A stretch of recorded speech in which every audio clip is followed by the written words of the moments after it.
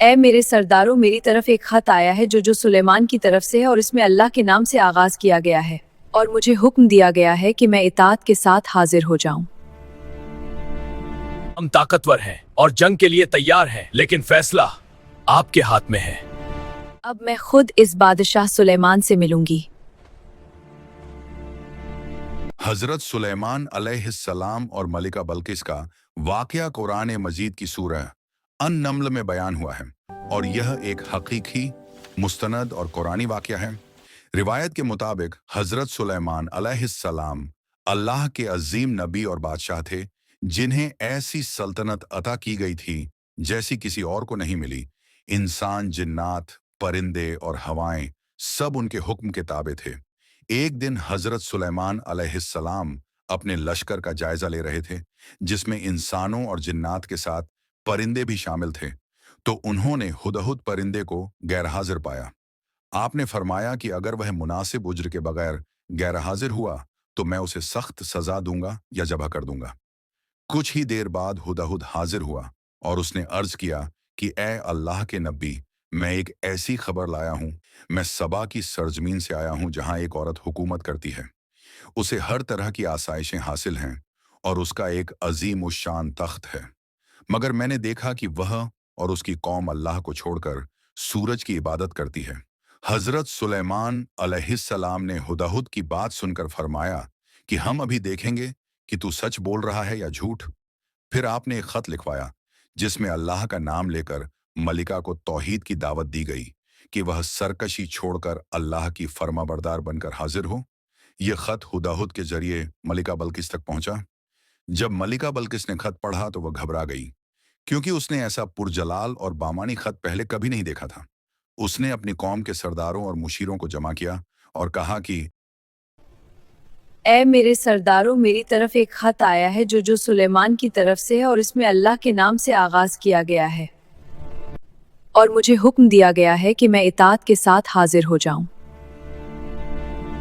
اس پر مشیروں نے کہا کہ ہم طاقتور ہیں اور جنگ کے لیے تیار ہیں، لیکن فیصلہ آپ کے ہاتھ میں ہے۔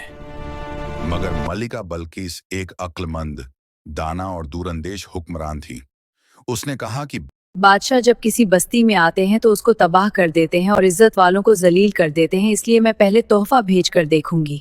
چنانچہ اس نے قیمتی تحفے حضرت سلیمان علیہ السلام کے پاس بھجوائے۔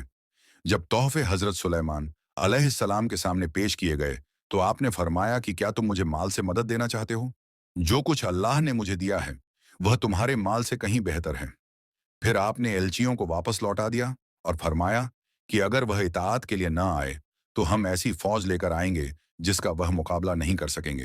جب ملکہ بلقیس کو حضرت سلیمان علیہ السلام کا جواب ملا تو اس نے سمجھ لیا کہ یہ کوئی عام بادشاہ نہیں بلکہ اللہ کا نبی ہے۔ چنانچہ اس نے خود حضرت سلیمان علیہ السلام کی خدمت میں حاضر ہونے کا فیصلہ کیا۔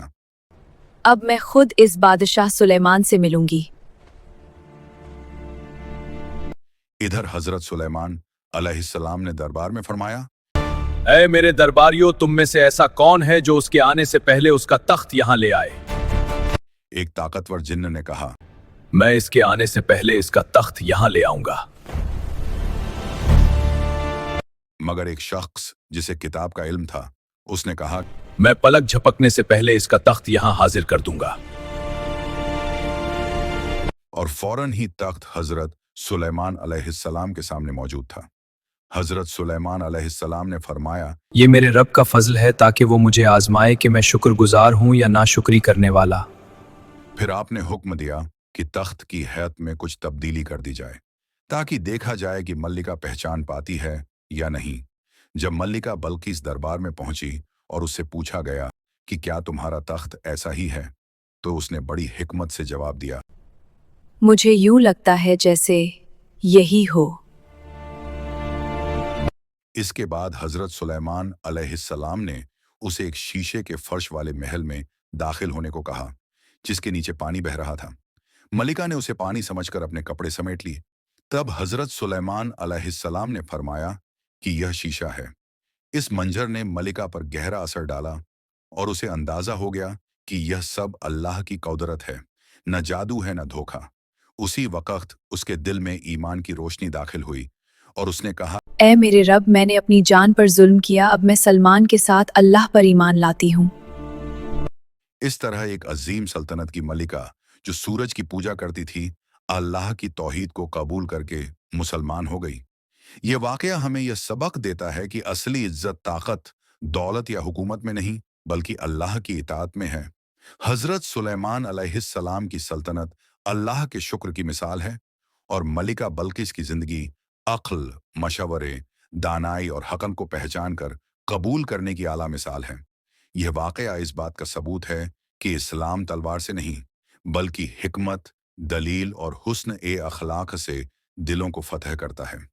और जो शख्स सच्चाई को पहचान ले, अगरचे वह कितना ही बड़ा हुक्मरान क्यों न हो, अल्लाह के सामने झुकने में ही उसकी निजात है।